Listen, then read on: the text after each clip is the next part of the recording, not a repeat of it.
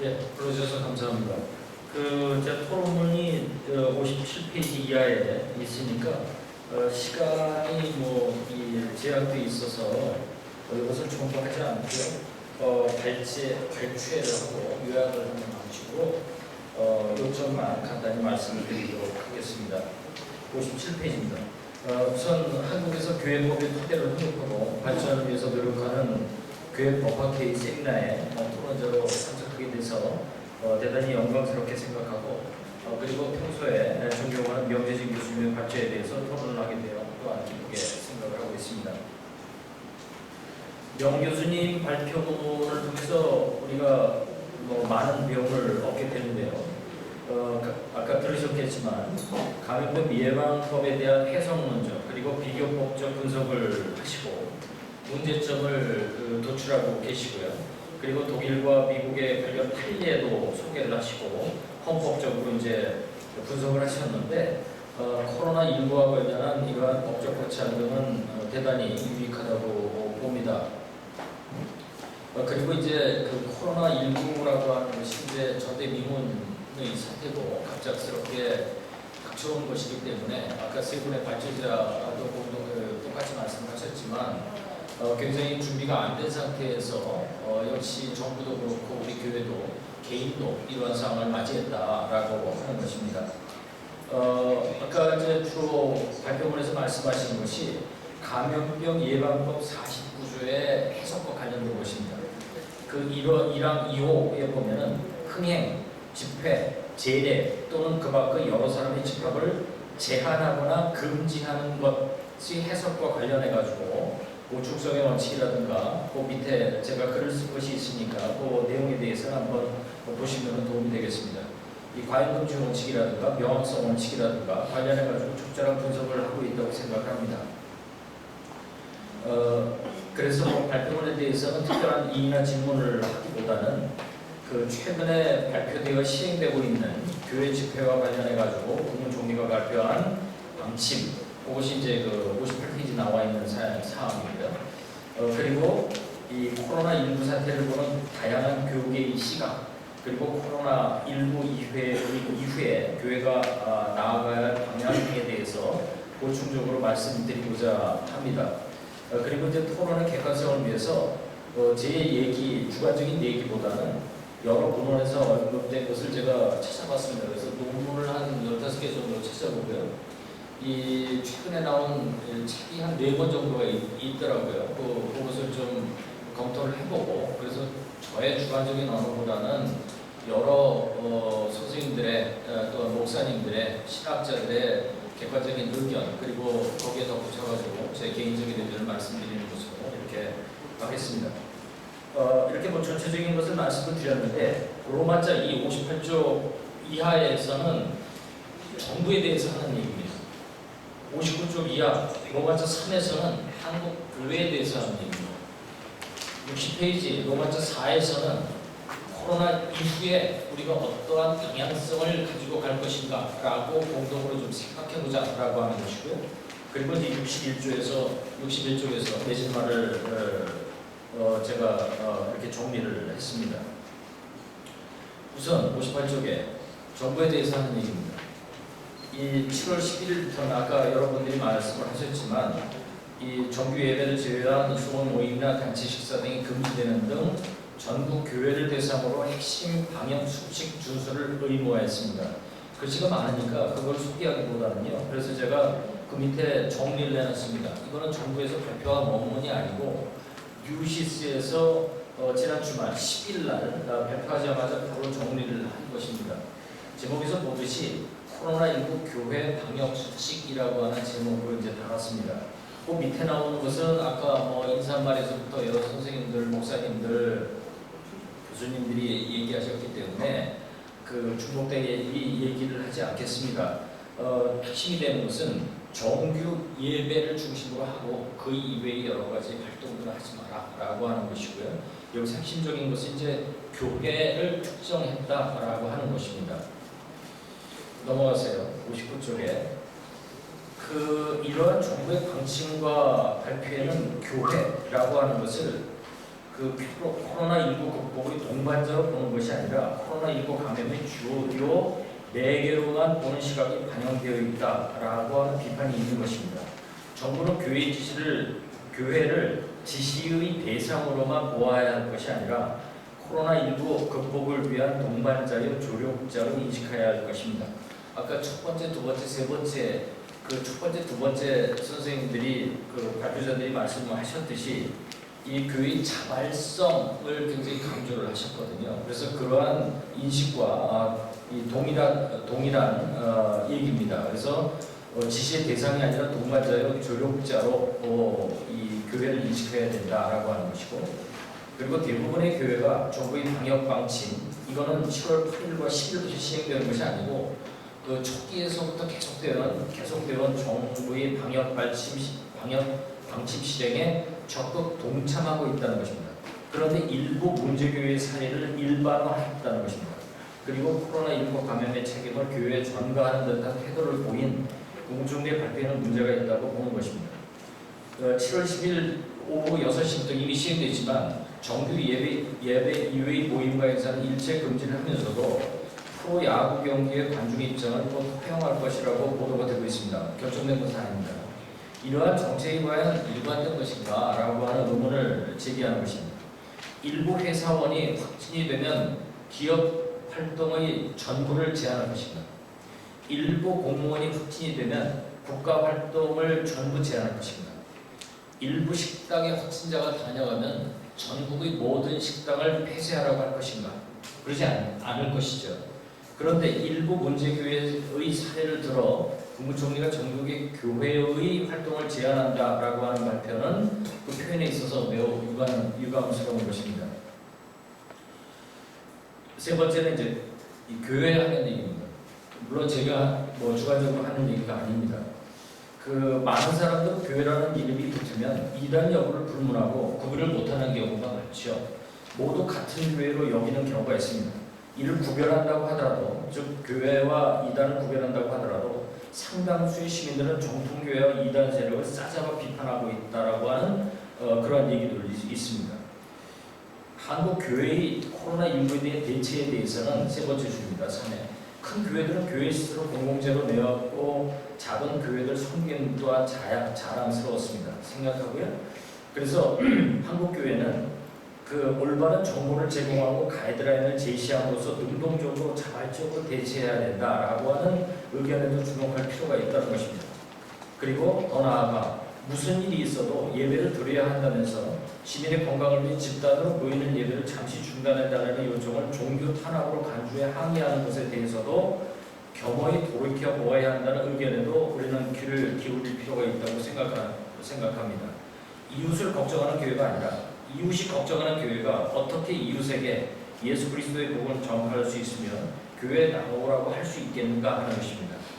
일제시대의 신사참배에 저항하고 한국 전쟁을 겪으면서도 공산주의에 저항을 했고 이후 대한민국의 산업화, 민주화, 선진화 과정에서도 사회적으로 큰 존경을 받고 영향력을 지녀온 교회가 점차 잃어가고 있는 선한 영향력을 코로나19 사태에 대해서도 회복해야 된다라고 생각합니다.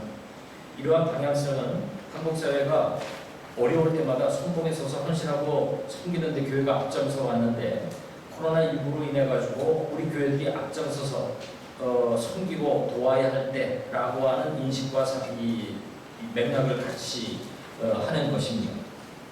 넘어가세요. 그래서 끝입니다. 60쪽에 두 번째 줄 이해합니다. 코로나19의 온상이라고 지목을 받은 신천지등 2단 그리고 정부의 방역 지침을 무시하고 교회가 위치한 지역 주민의 우려를 우리가 TV에서 봤죠.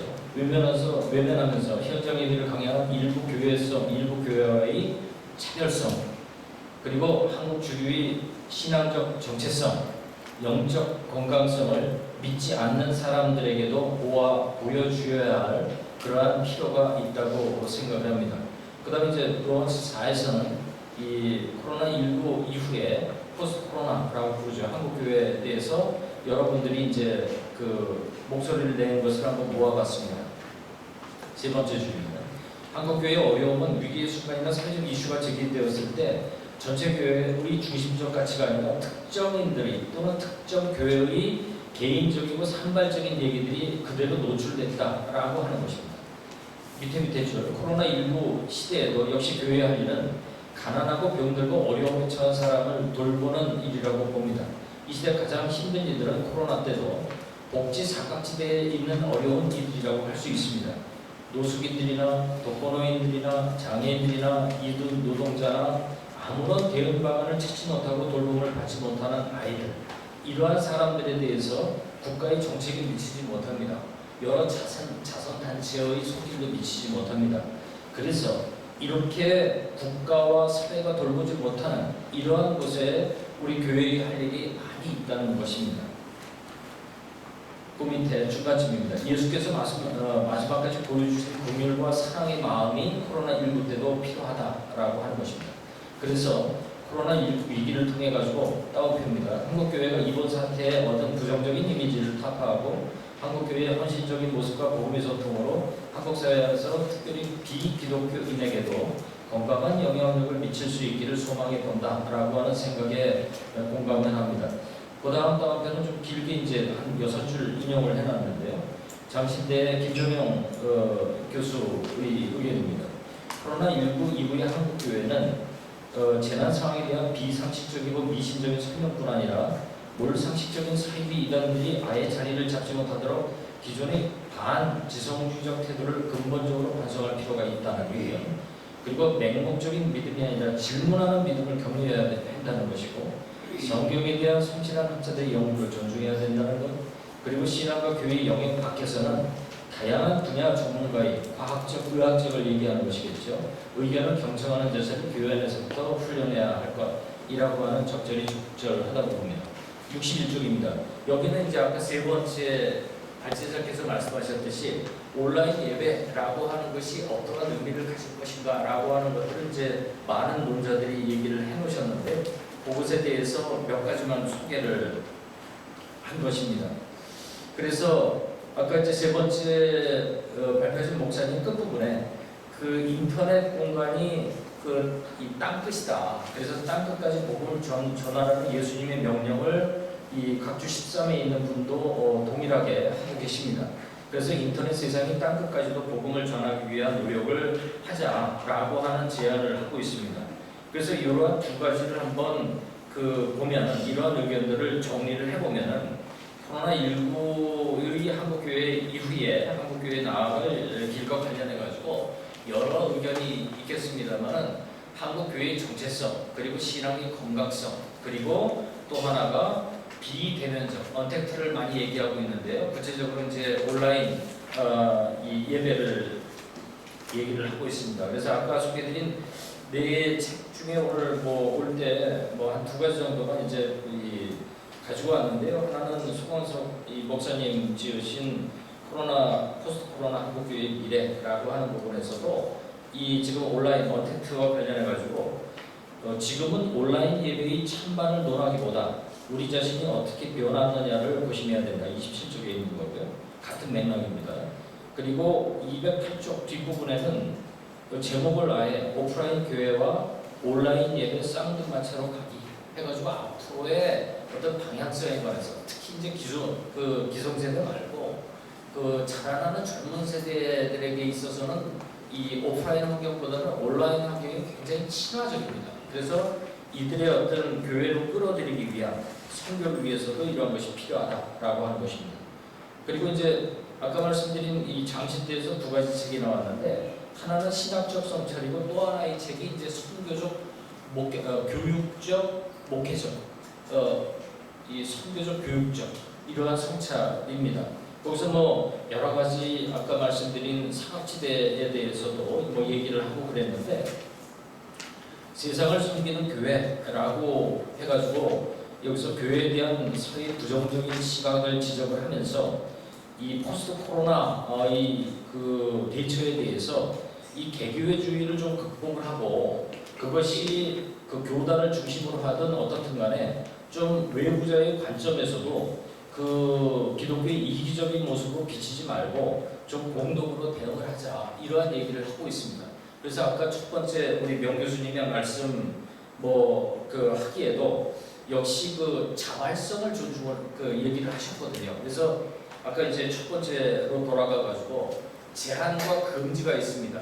세 분 다 공이 금지는 안 되지만 제한은 받아들여야 된다. 이러한 것을 직접적으로 간접적으로 말씀을 하셨습니다. 맺은 말입니다. 그래서 61쪽입니다. 코로나19의 대처와 관련해가지고 사회적 갈등을 심화시키거나 차별과 혐오를 정당화시키는 기회가 되어서는 아니 된다라고 하는 것이죠. 그래서 교회는 특히 이러한 갈등을 조금 완화시키고 사랑으로서 이들을 감싸고, 그리고 아까 말씀드렸듯이 국가와 시민단체가 미치지 못하는 그러한 어두운 이 부분, 그리고 우리가 돌봐야 할 부분에 우리가 해야 할 일을 좀 해서 이들을 교회로 끌어들이고 젊은 친구들을 끌어들이는 이러한 기회가 되어야 된다라고 하는 것입니다. 감염병 49조의 해석과 집행에 있어서는 아까 병 교수님 얘기하셨듯이 구축소 원칙과 가인금지 원칙이 준수되어야 한다는 점에 동의를 하고요. 그리고 이 종교기관도 정부를 향해서는 종교기관은 지시의 대상으로 볼 것이 아니라 종교기관과 협력해가지고 이 코로나의 위기를 극복할 수 있도록 노력해야 된다라고 하는 것입니다. 그리고 이번에 아까 이 조치를 말씀드렸습니다만은 교회라고 하지 말고 교회와 성당과 사찰 이렇게 지적을 했어야 된다는 것입니다. 일반화시켜가지고, 또는 종교기관이라고 하는 것을 일반화시켜야 되고, 예배라고 특정하지 말고 예배와 미사와 법회라고 일반화했어야 된다. 이것이 이제 아쉽다는 점입니다.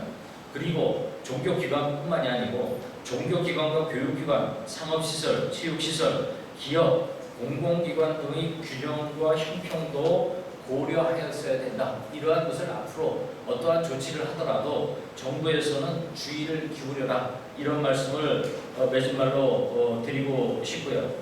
그리고 이제 고위험 시설을 아까 얘기를 했습니다만은 이게 교회 소모임의 제한을 넘어가지고 금지를 할 수도 있다거나, 또는 고위험 시설을 거론하는 것은 예고가 아니라 자극이다 이렇게 봅니다. 그래서 같은 말을 표현하더라도 협조를 구하고 같이 조력을 요청을 해야지, 이런 식으로 자극해가지고 이것이 될 성질의 것이 아니다. 그래서 앞으로 발표와 정책 집행에 있어서는 이 교회를 동반자적으로 인식을 해라 라고 하는 것입니다. 그래서 맨 끝줄입니다. 맨 끝 문단입니다. 코로나19 사태가 장기화되면서 집회와 모임 등의 사회활동의 원칙적 금지보다 개인들의 위생 수칙 준수와 각종 모임에 있어서의 방역 지침 준수가 코로나19 확산 방지 대책의 관건이 되고, 이것이 문제라고 하는 것이지 어떠한 절대적인 금지나 고위험 시설 이것이 우선적인 조치가 되어서는 안 된다라고 하는 것이고, 맨 끝줄에 코로나19의 대형 정책의 수립과 발표에 있어서도 정부는 앞으로 신중한 주의를 기울일 필요가 있다라고 하는 것으로 토론을 마무리하겠습니다. 감사합니다.